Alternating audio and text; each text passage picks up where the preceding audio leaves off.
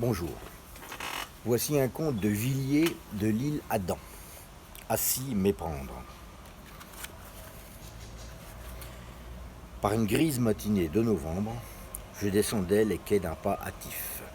Une brune froide mouillait l'atmosphère. Des passants noirs, obombrés de parapluies difformes, s'entrecroisaient. La Seine jaunie charriait ses bateaux marchands, pareils à des hannetons démesurés. Sur les ponts, le vent cinglait brusquement les chapeaux, que leurs possesseurs disputaient à l'espace avec ces attitudes et ces contorsions dont le spectacle est toujours si pénible pour l'artiste. Mes idées étaient pâles et brumeuses. La préoccupation d'un rendez-vous d'affaires, accepté depuis la veille, me harcelait l'imagination.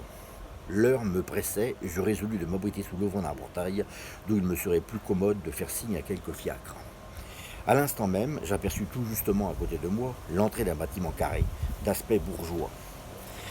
Il s'était dressé dans la brume comme une apparition de pierre, et malgré la rigidité de son architecture, malgré la buée morne et fantastique dont il était enveloppé, je lui reconnus tout de suite un certain air d'hospitalité cordiale qui me rasséréna l'esprit.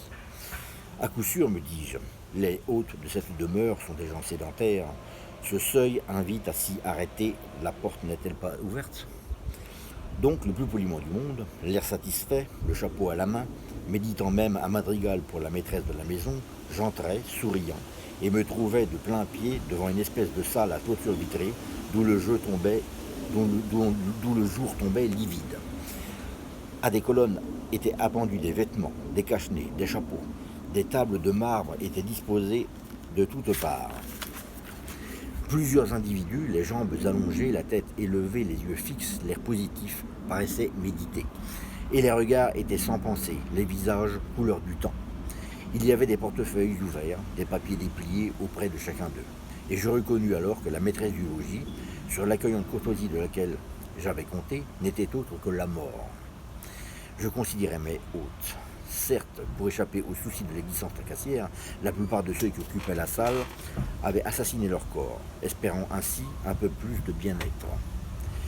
Comme j'écoutais le bruit des robinets de cuivre scellés à la muraille et destinés à l'arrosage quotidien de ces restes mortels, j'entendis le roulement d'un fiacre. Il s'arrêtait devant l'établissement. Je fis la réflexion que mes gens d'affaires attendaient. Je me retournai pour profiter de la bonne fortune. Le fiacre venait, en effet, de dégorger au seuil de l'édifice des collégiens en goguette qui avaient besoin de voir la mort pour y croire. J'avisai la voiture déserte et je dis au cocher « Passage de l'Opéra ». Quelque temps après, au boulevard, le temps me sembla plus couvert, faute d'horizon. Les arbustes, végétation squelette, avaient l'air du bout de leurs branches noires d'indiquer vaguement les piétons aux gens de police ensommeillés encore. La voiture se hâtait. Les passants à travers la vitre me donnaient l'idée de l'eau qui coule. Une fois à destination, je sautais sur le trottoir et m'engageais dans le passage encombré de figures soucieuses. À son extrémité, j'aperçus tout justement, vis-à-vis de moi, l'entrée d'un café, aujourd'hui consumé dans un incendie célèbre, car la vie est un songe, et qui était relégué au fond d'une sorte de hangar, sous une voûte carrée, d'aspect morne. Les gouttes de pluie qui tombaient sur le vitrage supérieur obscurcissaient encore la pâle lueur du soleil. C'était là que m'attendait, pensais-je, la coupe en main, l'œil brillant et narguant le destin, mes hommes d'affaires. Je tournai donc le bouton de la porte et me trouvai de plein pied dans une salle où le jour tombait d'en haut par le vitrage livide. À des colonnes étaient suspendus des vêtements, des cache-nez, des chapeaux. Des tables de marbre étaient disposées de toutes parts.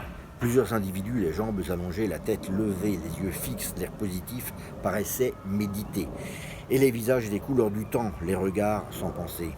Il y avait des fauteuils, des portefeuilles ouverts et des papiers dépliés auprès de chacun d'eux. Je considérais ces hommes.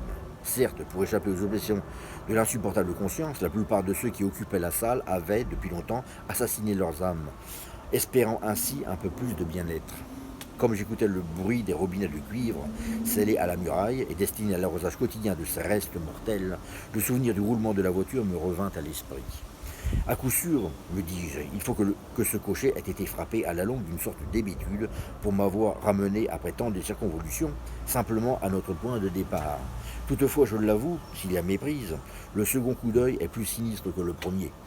Je refermai donc en silence la porte vitrée, et je revins chez moi, bien décidé, au mépris de l'exemple, et quoi qu'il pût m'advenir, à ne jamais faire d'affaires.